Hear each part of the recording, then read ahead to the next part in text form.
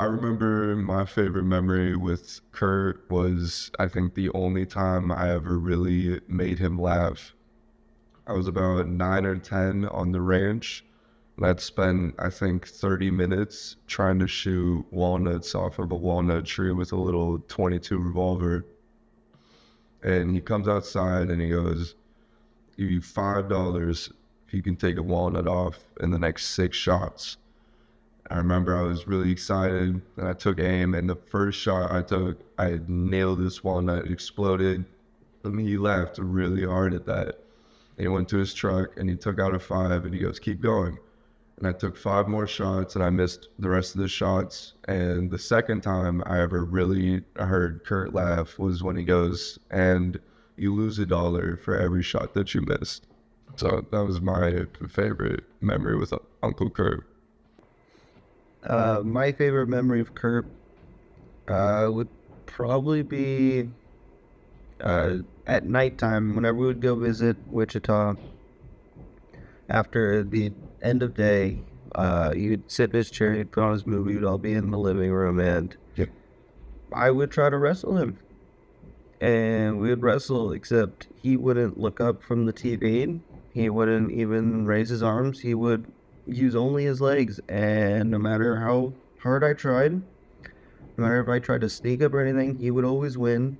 And every time, he wouldn't look up from the TV. He wouldn't move. He would only use his feet. And honestly, it was really cool, I guess, growing up, because I could tell all my friends that my uncle could beat up anyone with just using his feet.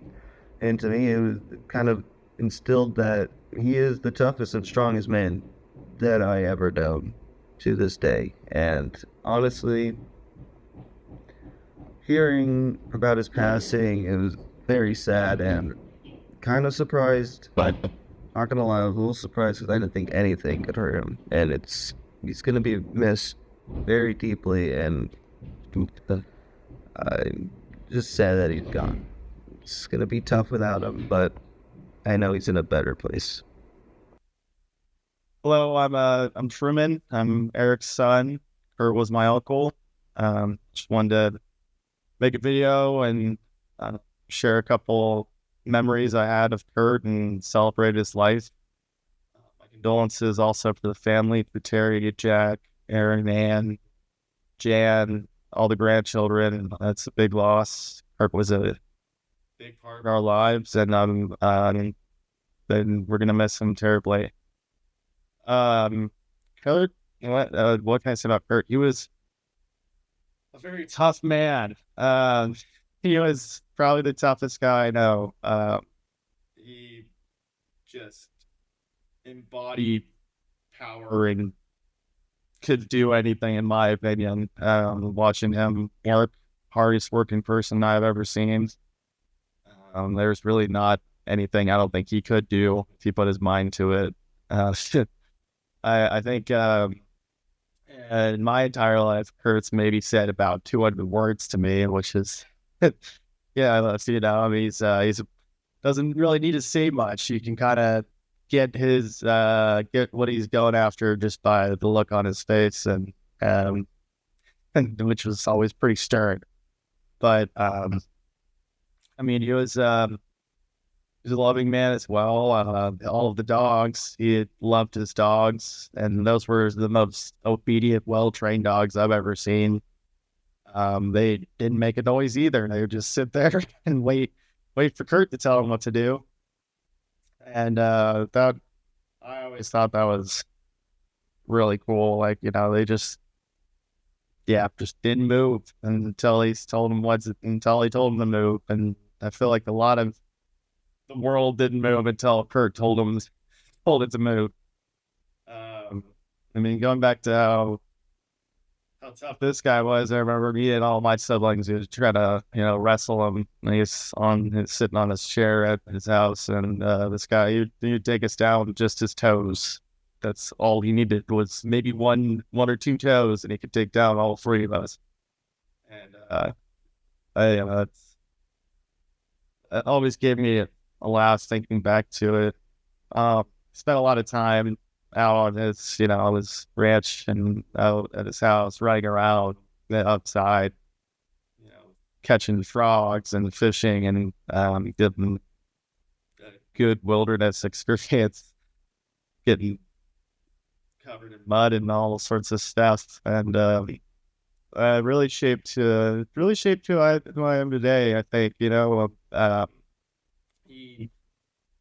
left a lot of imprints on me on how to be a bigger man and be take control of my surroundings and life. I mean, it's just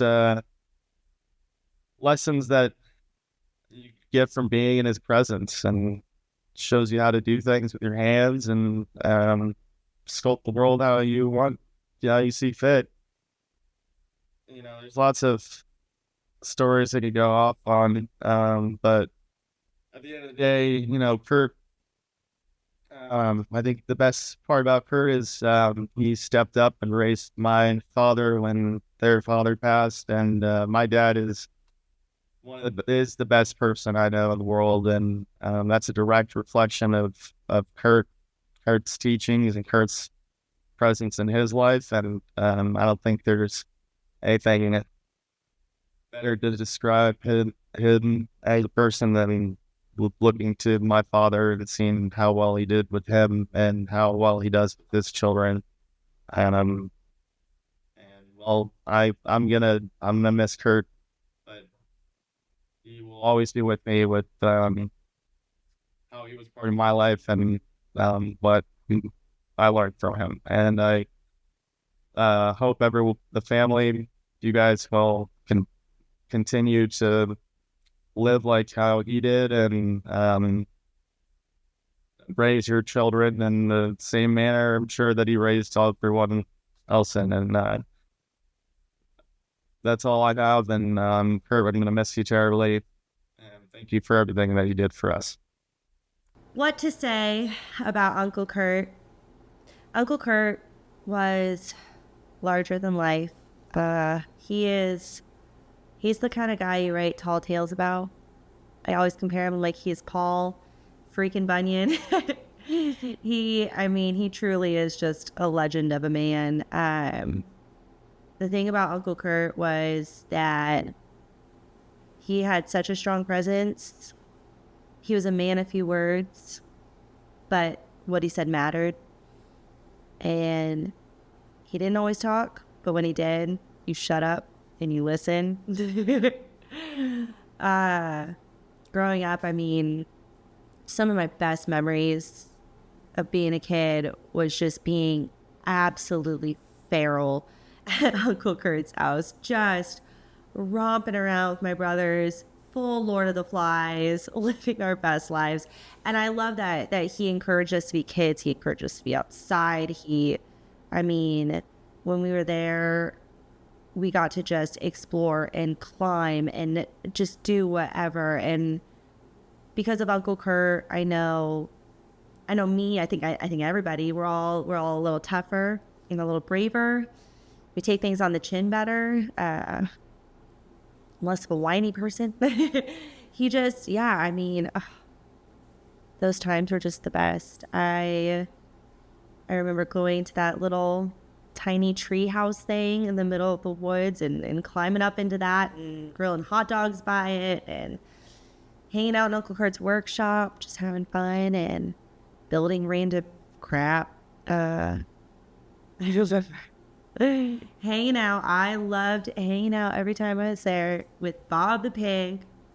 And years and years later, I think I was in my 20s when I finally learned. My dad told me what happened to Bob the pig, and oh gosh, I don't think I've ever laughed so hard in my life and at the fate of poor Bob. But that's Uncle Kurt in a nutshell for you. I remember watching KU games with Uncle Kurt, and I remember in the mornings we'd get these like little boxes of cereal when we were over in Wichita, and we'd eat our cereal, watch our cartoons, and he'd sit with us, and he thought those cartoons were so dumb.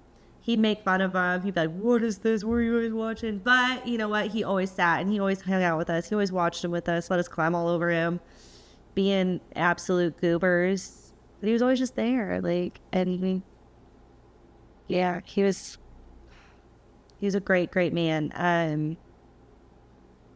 Like I said, I think those times spent in Wichita with him really shaped me and all my brothers, you know, into who we are now. And we learned so many lessons from those times. And to Anne and Aaron and Jack, I don't know if you guys are watching this, but if you guys see this, I just, you know, I want to say, I tell everybody I know that my dad is the best guy in the world. My dad is the best, most stand-up, wise, amazing man. And I know that my dad is who he is because your dad raised him and your dad taught him those lessons, and your dad shaped my dad into being the best guy ever. And I'm so grateful that my dad had your dad growing up. And I'm so grateful I had Uncle Kurt growing up. I think, like I said, I mean, we're all better, stronger, tougher people who know how to cook and eat a good steak, know the value of red meat because of Uncle Kurt. He was very loved and he will be very missed. Hello. We were asked to record a memory of Kurt. So this is what I'm doing. My name is Tucker Baumgartner. Kurt was my uncle. He was probably my favorite uncle. When I think back on all the times growing up, a lot of those really great memories that I had were at the farm with him and with obviously the rest of my family, not just him. But there were some times where it was just me and him. I had the privilege, I guess you could call it, of being sent to the farm when I was a teenager who was kind of acting out a little bit. And, you know, Kurt has this way about him where you're just like, yeah, I'll send my kid there. We'll straighten him out. And for better or worse, I'm still here, so that's good. He was phenomenal as a human being. He was incredibly kind, wise, extremely toughest guy I've ever met. He was always someone that I looked up to. You know, even when, you know, technically I'm getting like sent up to the farm as like a punishment, right? It didn't feel like a punishment because, you know, it felt good to just like have some purpose, work on the farm, help him out. Cause you know, he just had this way about him that, it's hard to describe, right? Without notes, how he was. Some of my favorite memories, are from those summers where I was sent up working on the farm with him. I remember one time there had been a storm and this giant tree had fallen in the lake on the farm. And so he had gone in and chainsawed it up and cut it up. And then he had me take the tractor and basically spend, I feel like it was like a week, pulling sticks out of the lake with the tractor and then dragging them over to this brush pile that we lit on fire, you know, like a week later. And being me, I was kind of trying to figure out a shorter way to get the sticks to this brush pile because it was taking forever. I was tired. Obviously, I didn't really want to do it. And so I thought I could like cut through the this like little back path that goes between where he kept like the feed fish and the barn where the pigs were. And it looked like the tractor could fit, but it really couldn't. And so I ended up poking a hole in the barn with the front of the tractor. And I was terrified that he was going to actually kill me. And so I went up to him. I was like, look, I made a mistake. I thought that the tractor could fit between this area. And, you know, he just walked out to the thing, looked at the hole. And he was like, well, that was a pretty stupid thing to do. And he's like, well, we're just going to fix it. And then we worked on fixing the hole. And that was it, you know. And it was such an interesting way to handle that in my head at the time. But now when I think about it, he just had this, you know, grace about him, this just air that, you know, whether it was tangible or intangible, you wanted to be like him. You wanted to, you know, impress him, have him be proud of you. Similar to my dad, right? They're similar people. And, you know, you can definitely see the similarities, right? Another memory from that same time is I wanted to build a go-kart. Not really any reason why I wanted to build the go-kart, other than I think we had just moved. We were moving to a place where a lot of the kids had like big ATVs and things like that, and I wanted to have something like that to be able to kind of roll around with the other kids on the neighborhood. Very stupid request for any kid to make is I want a go-kart, right? But Kurt was like, yeah, if you build it, we'll build it. And so he taught me all of the skills that we would need to build a go-kart. We started with, all right, we got to draw it out. You draw it out. Like, he didn't help me, and this will come into the story later on because I made a lot of really bad design choices with the go-kart. He helped me source the parts, right? We took some seats from one of his old boats. I wanted it to be a two-seater because I had brothers, and I want them to be able to ride with me. So we put the seats in. He found an engine. That was the part that I was really worried about. I was like, we can't afford an engine. But of course, Kurt, having millions and millions of pieces of just equipment and doodads all over the property, found an old rototiller engine that he wasn't using. So we fixed it up. He taught me how to weld. So we welded the frame. We got little tires. We got a little kit off the internet that was like a little steering wheel and a steering shaft. And over the whole summer, he built this whole thing. We took it home, ended up finishing it back at the house. And it turns out this go-kart was really fun and really dangerous and kind of bad because I designed it. And he just let me fail. Like, he was like, I know in his heart he knew that this go-kart was bad. But he put in so much time and effort to build it with me.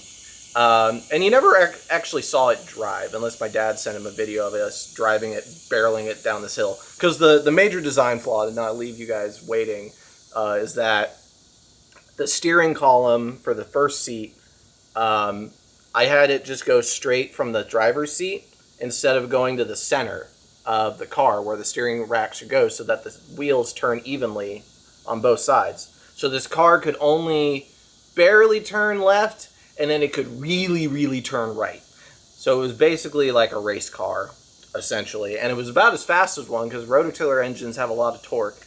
And so me and Truman tried it out and barreled down this hill at like 35 miles an hour on a cart made out of angle iron and prayers. And that was great. And that's and I think back on all of these memories. It's not just that, right? Playing in the treehouse, all the best 4th of Julys that I can think of were at his house. Roasting marshmallows, fishing, hunting, just goofing around at the farm. All of those memories wouldn't have happened without him. And I think so many of them, they're like these intangible cornerstones and pillars of who I am today. I think the discipline that I learned from him, I took later on when I joined the military. Military felt really, really easy compared to working on a farm or working at Martin Roofing Company, cleaning out tar buckets for whatever you use tar for in roofing, right? And I thank him for it, and I miss him, and I loved him. And I'm glad I got to share this with whoever watches it. Thank you.